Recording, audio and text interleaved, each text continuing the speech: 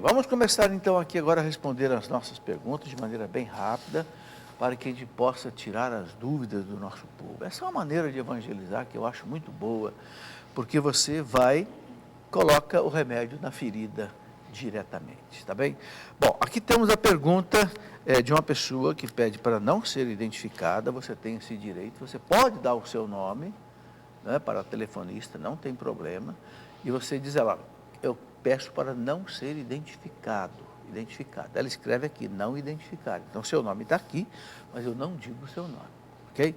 Bom, essa pessoa, ela é aqui de São Paulo, estado de São Paulo. Ela pergunta o seguinte, ela diz o seguinte: sou casada há 16 anos e tem 4 anos tivemos 4 anos de namoro. Durante o namoro e casamento, ele me traía. Eu não sabia de nada. Depois de casada, fui descobrindo tudo o que ele fazia. Eu ainda vivo com ele. Meu casamento pode ser anulado? Estarei em pecado se continuar esse casamento? Bom, veja bem, você não está em pecado se continuar esse casamento. O pecado é dele, não seu. Porque quem trai é ele, não é você. Ok? Você está sendo fiel à sua promessa de casado. Agora, você pergunta se esse casamento pode ser declarado nulo. Aí depende de se entrar no tribunal da igreja. Mas se vocês ainda vivem juntos, você não pode entrar com o pedido. O pedido, a chamada petição no tribunal eclesiástico da igreja, só deve acontecer depois que o casal está separado, ok? E principalmente quando o casal já se divorciou. Aí pode, no caso, né, pode entrar com a petição de nulidade. O seu caso aqui, há indício de nulidade. Se ele te traía antes do casamento, depois do casamento, e te enganava, há indício de nulidade. Mas só o tribunal pode analisar isso. E eu lembro a você o seguinte: isso só pode ser feito, né, a igreja só aceita quando o casal está separado, quando o casal está junto. Agora, se você o perdoa, se você quer tentar mudar a vida dele e quer continuar, pode continuar, não há pecado nisso não. A igreja, inclusive, prefere que o casal, né, encontre a salvação, encontre a conversão, mude de vida, entende? Se você está disposta, tem fé, quer mudar o seu marido, quer continuar esse casamento, não tem nenhum problema, você não está cometendo nenhum pecado. Outra pessoa Maria Regina, é de São João Nepomuceno, Minas Gerais. Ela pergunta o seguinte: se pode acender uma vela para o anjo da guarda de outra pessoa? Pode, não tem problema nenhum. O anjo da guarda intercede por nós, intercede pela outra pessoa. É uma devoção que a igreja aprova. Acender vela pelas almas, pelos santos, né, para Deus, não tem problema nenhum. Outra pessoa que pede aqui para não ser identificada, vou só dizer o estado dela, é da Bahia. Ela diz que é casada há 2 anos, está tentando a gravidez, mas ela tem as trompas obstruídas. Os médicos falam que a única solução é fazer inseminação artificial. Tenho dúvidas sobre o que a igreja pensa sobre isso. Bem, a igreja não concorda com inseminação artificial.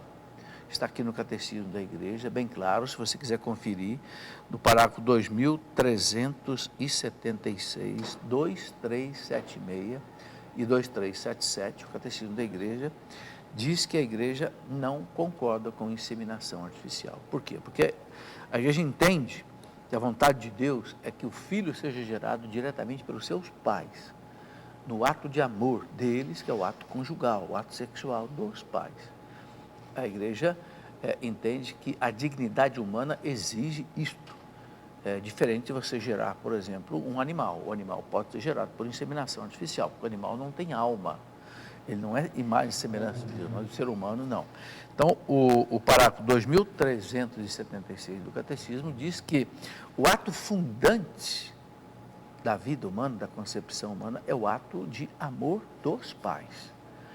A igreja diz que a criança não deve ser gerada na mão de um técnico, na mão de um bioquímico. A vida não pode ser remetida à mão de um técnico. A vida tem que ser doada na mão dos pais. Bom, é o que está aqui no Catecismo da Igreja, parágrafo 2376.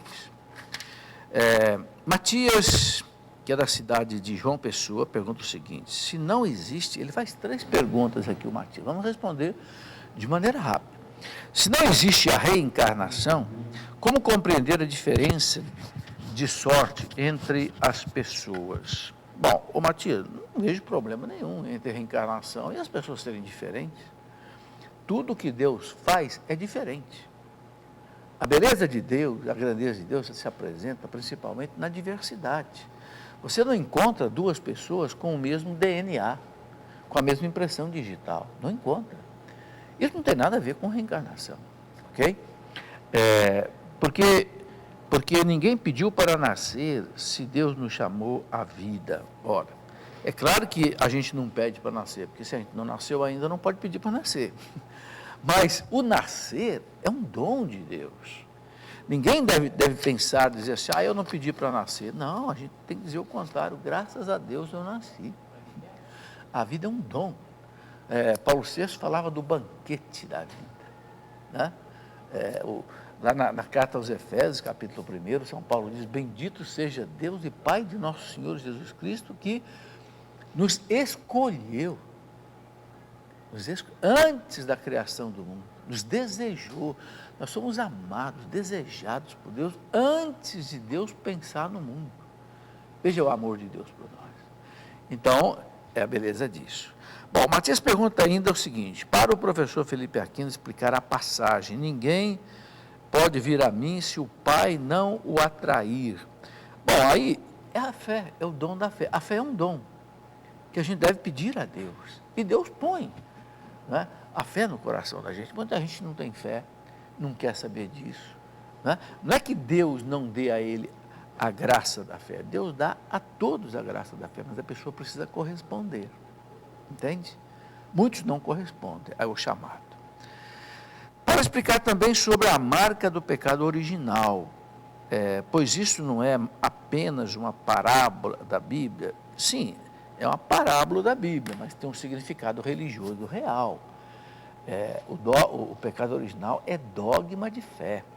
Dogma de fé, diz o Catecismo da Igreja Católica. Aqui, pelo parágrafo mais ou menos 387, você vê o Catecismo dizendo o seguinte, é uma verdade de fé. Não se pode negar o pecado original, que você está negando também Jesus Cristo, a redenção em Jesus Cristo. E Cristo veio para quê? Para tirar o pecado do mundo. E o primeiro pecado que o Cristo veio tirar é o pecado original, pelo batismo. Né? Claro que o pecado original não é um pecado de culpa, é um pecado de herança. É chamado de pecado de maneira analógica. Por quê? Porque o pecado, ele produz um mal, produz a carência. Como a falta original dos nossos pais gerou em nós carência da graça, etc. Então é chamado de pecado, de maneira analógica, mas não é um pecado pessoal que a gente vai confessar no confessionário para o padre, ok? Mas o pecado original, a igreja diz, não pode ser negado de jeito nenhum, é dogma de fé. É claro que é algo misterioso. Nós não compreendemos profundamente como foi, quando foi, onde foi, mas a igreja sabe que foi. O catecismo diz que no início da origem da humanidade, houve aí um fato que fez com que a natureza humana fosse ferida, fosse enfraquecida pela desobediência do homem a Deus. Está aí. Muito bem, eu estou até escrevendo, olha, já acabei de escrever um livro sobre o pecado original. Esse livro está sendo lançado há mais um pouco aí, né, exatamente para tirar uma série de dúvidas que as pessoas colocam sobre esta questão. Outra pessoa que pede para não ser identificada, ela diz que foi casada, se separou, depois descobriu que foi traída durante 11 anos e seu matrimônio durou 35 anos. Ela quer saber o que fazer, pois deseja seu esposo de volta. Olha, o matrimônio durou 35 anos. Eu presumo, então, que houve a separação. Ela diz que quer saber o que fazer, né? Pois deseja seu esposo de volta. Bom, se você deseja ele de volta, mesmo com tudo isso que aconteceu, você diz que foram 11 anos, né, de traição. Então, comece a rezar muito, se aproxime dele, né? Vamos ver se esse homem mudou de vida, vamos ver se ele quer voltar com você, porque também ele precisa querer. Tá? Para Deus nada é impossível, a gente sabe. Tudo pode ser mudado pela oração. Se você quer restabelecer seu casamento, a igreja quer também isso. Então reze, faça penitência, faça até jejum, por ele, pela mudança dele, para que também o coração dele seja mexido pela graça de Deus e ele também queira voltar com você. Para Deus nada é impossível. Muito bem. Outra pessoa que pede para não ser identificada, ela fez a promessa de pagar os 10% do dízimo, mas está sem condições de continuar pagando. Isso é pecado. Bom, primeira coisa que eu quero dizer é que a igreja não obriga a gente a pagar 10% do dízimo. É bonito, é bom, quem quer pode fazer, mas é preciso ficar aqui bem claro, nem o Código de Direito Canônico, está aqui, ó. O Código de Direito Canônico é o documento que rege a vida da igreja. Nem o Código de Direito Canônico, nem o Catecismo da igreja obrigam que a gente pague 10% do dízimo. Não. O que está no Código e o que está também no Catecismo da igreja é o seguinte, que todos os fiéis são obrigados a ajudar a igreja nas suas necessidades materiais na medida da possibilidade de cada um. Então, se você pode dar 10%, dê 10%, se não pode dar menos, se você pode dar até mais. Entendeu? Não está amarrado no 10%. Então, se você fez a promessa de dar 10% e não está conseguindo dar os 10%, dê menos. Se for uma promessa, você fica preocupado, então, quando você se confessar, diga para o padre, ó padre, eu prometi dar 10%, não estou conseguindo, então eu peço aqui em confissão, que o padre é um ministro de Deus, né? Então eu peço que o senhor me autorize a pagar menos. E claro, o padre vai autorizar, não tenha dúvida disso. Adriana, que é da cidade de Macaubal, acho que é isso mesmo, certo? Ela é Macaubal, é de São Paulo. Ela diz assim, o que a igreja recomenda quando a mulher tem problemas na gravidez e não pode engravidar por riscos de vida? Qual outra alternativa sem ser o método Billings? Bom, primeiro de tudo, veja bem, esse não pode engravidar por risco de vida é algo meio subjetivo. Eu aconselho que você pesquise bem isso daqui, entende? Realmente, qual é esse risco de vida? Né? Muitas vezes há medos infundados a respeito dessa questão. Então, analise bem essa questão. Ela pergunta, além do método Billings, o que a igreja recomenda? A igreja não recomenda outra alternativa, não. O que a igreja recomenda é usar o método Billings, o método natural. A igreja não recomenda usar preservativo, pílula anticoncepcional, coisa desse tipo. Por quê? Porque a igreja entende que o ato sexual deve estar aberto à concepção. Não pode ser artificialmente bloqueada a concepção. É o que está aqui no Catecismo da Igreja Católica. Eu vou deixar isso bem claro para as pessoas não pensar que eu que estou criando normas ou impondo. Não, está aqui no Catecismo. Tem. E o método Billings, é preciso dizer o seguinte, ele funciona em qualquer caso. Se você tem dúvida, faça contato com o Semplafan. Semplafan chama-se Centro de Planejamento Familiar. Semplafan, é a sigla. Eles têm, inclusive, monitores que orientam o casal, como o casal treinar, né? Especialmente a mulher, como treinar o uso do método Billings para poder usar o método com eficiência, ok? Se você entrar no Google aí, você vai ver o site do Semplafan, semplafan.com.br, é fácil de você encontrar e você pode ter boas orientações de como usar o método Billings de maneira correta, né? E é muito bom, sabe, você não precisa usar medicamento. A gente sabe que as pílulas anticoncepcionais não fazem bem para a mulher, está provado isso, né? Bom, aqui outra pergunta que vem do Fábio de Souza, que é de Bertioga, em São Paulo. Gosto de fazer jogos de loto, Mega Sena. É pecado pedir sorte a Deus para ganhar nesses jogos? Veja, Fábio, o Catecismo da Igreja, no parágrafo 2413, fala desses jogos. Diz que não é pecado a pessoa jogar, mas desde que não seja de maneira impulsiva ou compulsiva, quer dizer, a pessoa, ao invés de ter a sua subsistência, a subsistência da sua família trabalhando, a pessoa não, quer só jogar para ver se ganha, não. Aquele que trabalha né? Normalmente, de vez em quando, quer fazer o seu jogo lá, a igreja não proíbe, a igreja não diz que é pecado. Agora, não seja um viciado nisso. Não use um dinheiro que é para as despesas da família para jogar. Não deixe de pagar sua conta, água, luz, telefone, farmácia, padaria, etc., para usar o dinheiro no jogo. Isso não pode fazer. Entendeu? Muito bem. Confira aí, parágrafo 2413 do Catecismo da Igreja fala sobre isso. Bom, Sandra, que é da cidade de Montes Claros, pergunta o seguinte: quando a gente reza por uma pessoa que está com doença grave, mas a pessoa não é católica e nem fala o nome de Deus, essa oração vale? Claro que vale, Sandra. Toda oração vale. Deus escuta qualquer gemido da nossa alma. Né? Os santos diziam que quando a gente não consegue rezar, até os gemidos da alma Deus ouve. Então Deus ouve. Né? Ela pergunta se a gente consegue a graça para o doente. A gente consegue a graça. Pode ser que não seja aquilo que a gente pediu. Né? Deus vai dar para a pessoa o que a pessoa precisa. Não é sempre aquilo que a gente está pedindo. Muitas vezes a gente pede para a pessoa a cura tal e Deus não dá, mas Deus vai dar outra coisa mais importante que a pessoa precisa e que a gente nem sabe. Porque veja bem, meus irmãos, quando a gente vai a um médico, não somos nós que dizemos para o médico qual é o remédio que a gente tem que tomar. É o médico que vai dizer. E a gente aceita. Deus também. Ele que vai dizer o que deve ser feito.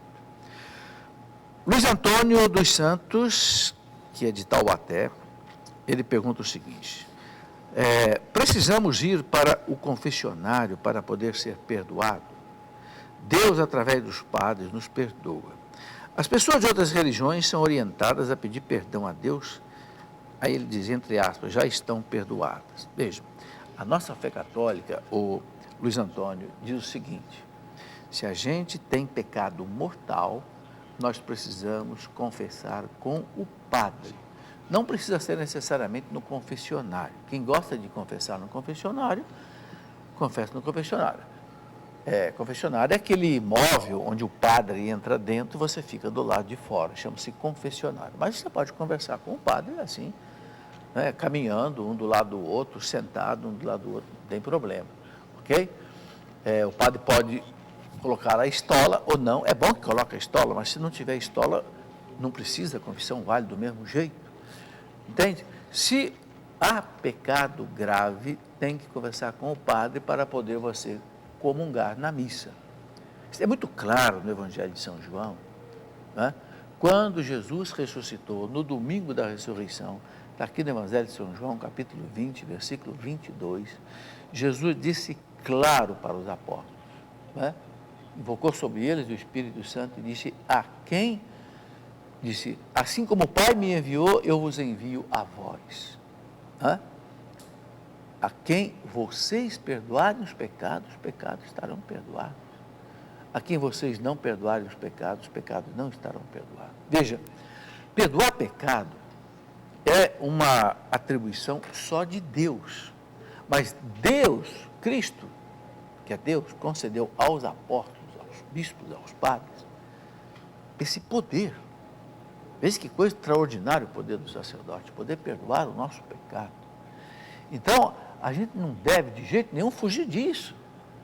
Meu Deus, se eu sei que alguém tem a competência, o poder de perdoar o meu pecado, eu tenho que ir correndo lá pedir esse perdão. Infelizmente, muitas pessoas não entenderam ainda a confissão e fogem da confissão. O padre é pecador que nem eu.